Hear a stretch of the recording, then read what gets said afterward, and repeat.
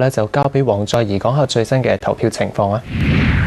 好，唔該晒。我哋一路咧都同大家跟進緊全港嘅投票率、分區投票率同埋新增嘅區議會第二功能組別嘅投票情況嘅。嗱，我哋先睇睇咧有幾多人投咗票啊！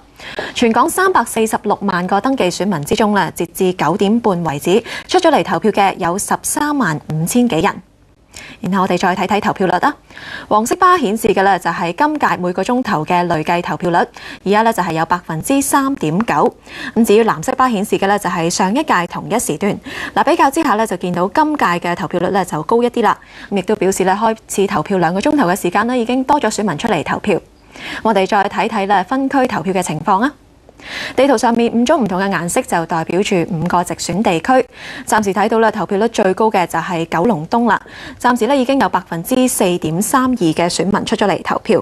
嗱，比起上一屆咧係高出整整1個百分點嘅。呢一區咧過去嘅選情係比較平淡一啲啦，建制泛民瓜分4個議席。咁但係今屆咧就新增咗1個議席，咁就選情咧就變得更加激烈啦。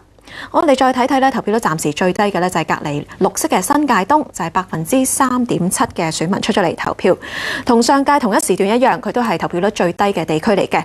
咁不過咧話就話最低，咁都已經比起上一屆係高出咗1個百分點㗎啦。我哋再去埋港島區睇睇啊，已經60萬6千個登記選民之中咧，已經係有3.82%嘅選民出咗嚟投票㗎啦。至於九龍西方面，有4%嘅選民出咗嚟投票。至於新界西咧，投票率就低啲啲，暫時就係3.82%嘅。我哋再睇埋咧新增嘅區議會第二功能組別嘅最新投票情況啊！全港一共有322萬個登記選民嘅，而家出咗嚟投票嘅咧就係有123500幾人。換言之，投票率就係3.84%。嗱，比起全港整體嘅投票率咧係略為低咗少少嘅。我哋詳細睇睇新界東嘅情況啊！今屆咧有多達19張嘅候選名單，係競爭非常之激烈嘅地區。預計候選人嘅勝負嘅票數差別會好細嘅，可以話係每票必爭嘅地區。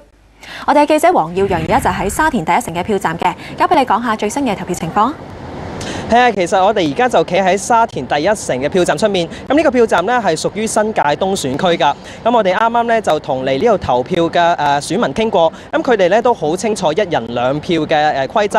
咁佢哋投完票之後都話啦，雖然今屆係1人要投2票，咁但係同以往投票1人1票嘅時候相比啦，裡面投票嘅程序啊或者所需嘅時間其實都係差唔多嘅啫。咁嚟到呢度投票嘅選民呢，部分係家長嚟㗎，佢哋今朝早呢就帶埋小朋友嚟到呢個票站投票。咁我哋咧就同佢哋傾過，佢哋咧就話啦，今次嘅投票除咗會考慮到候選人嘅政綱同埋以往嘅政績之外咧，更加咧會重視佢哋喺國民教育上面嘅立場啊。咁樣咧，新界東呢個選區咧喺08年嘅立法會選舉咧就一共有7個議席，咁7席裡面2席係由建制派攞到，5席係由泛民攞到。咁嚟到咧今年嘅立法會選舉咧，呢個選區咧就增加咗2個議席，去到9個議席。咁樣新增嘅2個議席咧，究竟咧係由建制同泛民1人1個瓜分咗啊，抑或係建制泛民是但一方可以包攬晒2個議席咧，係成為咗今次選舉嘅好大焦點。咁呢度9個議席咧，新界東吸引咗19張名單嚟呢度加入角逐㗎。咁我哋咧會喺新界東呢度一直跟進住最新嘅選情，先將時間交翻俾新聞部先。好，唔該晒。行政長官梁振英亦都去咗山頂嘅票站投票啦。佢去到票站嘅時候，有幾個人向佢示威，攞住一個長臂木偶模型，高叫口號，質疑佢嘅誠信。梁振英喺投票之後話咧，喺選舉之前嘅挨晚提出修改德育及國民教育科嘅方案，係聽咗唔同意見之後得出嘅最大共識。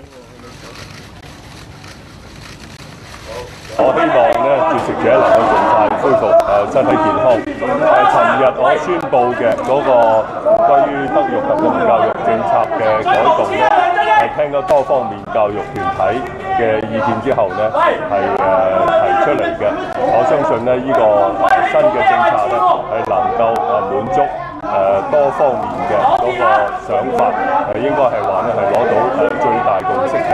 我希望咧，我哋嘅教育體系尤其我哋嘅學員裏邊嘅教學工作同埋生活咧，能夠盡快嘅恢復。